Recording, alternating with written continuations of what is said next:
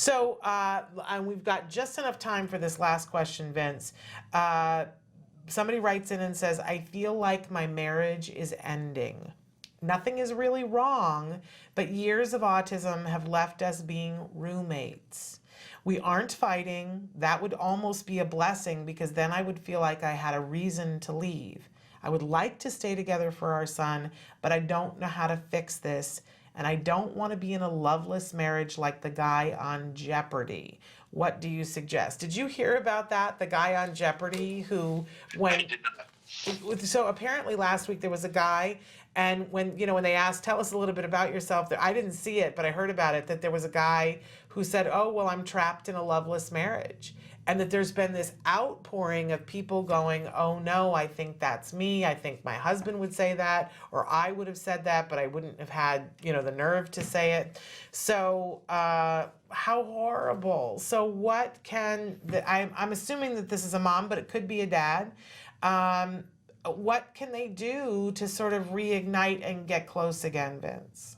Right. I mean, well, again, without knowing the personal, the specific details of the relationship, I can give some general advice. First, you're not staying in the marriage for the child. That notion of staying in a marriage for the child is not healthy for the child nor for you guys. You want to stay in the marriage for you, for the family, for the couple, right? For everyone, not for the child. You want to stay in the marriage for you. And if you want to stay in the marriage, then we need to figure out better ways of communicating, better ways of finding the joy in the relationship again. When was the last time you guys did something together? When was the last time we sat down and just talked with one another?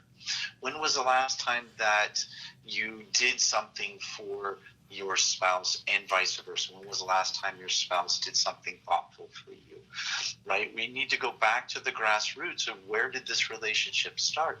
How did it start and what kept it together? And then we need to replicate. We need to have date nights. We have to start doing thoughtful things for one another again. We need to start looking at what are the barriers to our communication. My strongest advice to this is don't try to do this alone. Immediately try to seek out couples counseling, someone who can help guide you through this, because right now it's the fog, and trying to go through it and navigate through is going to be incredibly difficult when you can't see what kind of how you got to where you got to. Please seek out someone who can help guide you through this and get you back to those grassroots, get you back to where did the enjoyment, where did the joy, where did the love come from in your relationship? And then try to find those barriers that are preventing that from happening again so that you guys together can tear those down. Wonderful advice.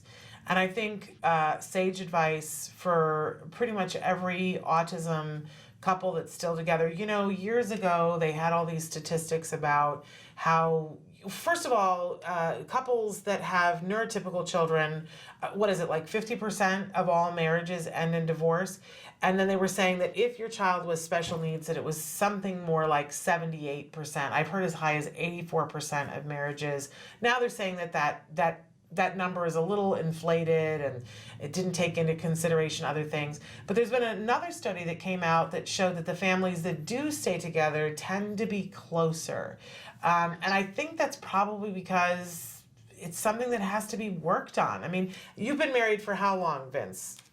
I have been married for 25 years. 20, I mean, so I didn't mean to bring it to a personal level, but I think that goes to show why this advice is so important from Vince, because you can't have been married 25 years without having to work on it. And I've seen him together with his wife, and they're a wonderful, wonderful couple. I cannot believe that I have been married now for 17 and a half years. I don't know how that happened, only because I think my husband is very flexible and has a sense of humor. Otherwise, nobody expected for me to be married for 17 years, least of all me. But on a daily basis, I see that, man, it's got to be on the agenda. And I always remember what Temple Grandin said to me the first time she met me. She said, "Are you still married?" And I said, "Yes." And she said, well, I tell parents all the time, you got to have time to yourselves. You got to have date night. We have to figure this out for parents. And I sat there and I was kind of freaking out. And at one point she said, what's going on right now? She read my face and I said, well, I just like, the reality that I'm getting marriage advice from Temple Grandin, and her thing to me was, she said, well, I've never been married, but I'm a problem solver. I can look at a problem and I can figure out what has to be done. And what has to be done is that we have to find a way for autism parents to have time when it's not about their kid. And, that was, I don't know, 8 years ago that she said this to me. And I have a kid who's doing really well, and I can't seem to figure it out, Vince. So I do think, like, how do you get the time to spend together and not talk about your kid? Honestly, it's hard. And sometimes talking about the kids is what needs to be done. Yes. Sometimes you have a parent that's that is removed from the treatment or removed from the family, and we do need to bring that back to the family. But then sometimes it has to be about the couple and just about each other, and not about the family. So again, not knowing the specific family dynamics, it could be one or the other or a little bit of both. But what needs to happen is that couple needs to be tended to. Right, the dyad of the husband and wife needs to be dealt with, and it needs to be attended to, and it needs to be given attention, and it needs to be reunited again. That's oftentimes what the first thing we sacrifice for family is, the couple, and that balance needs to come back. But I love your advice about don't try to do it on your own. Try to go for couples counseling. Sometimes that's included in your insurance. Then there are other places that do it on a sliding scale, but a really important thing to do.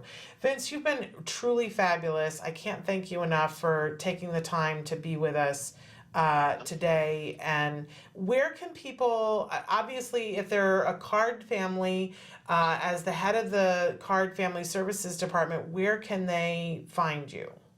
They can email me at v.redmond, REDMOND, at centerforautism.com. Okay, and we thank you so much for taking this time and for always being there and being the wonderful voice of reason so often that we can run to. Thank you so much. My pleasure. Have a great rest of your day. You too. Bye-bye.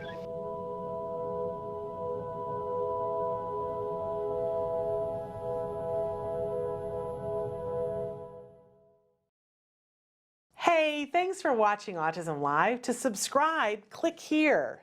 And if you'd like to check out some more of our videos, click here.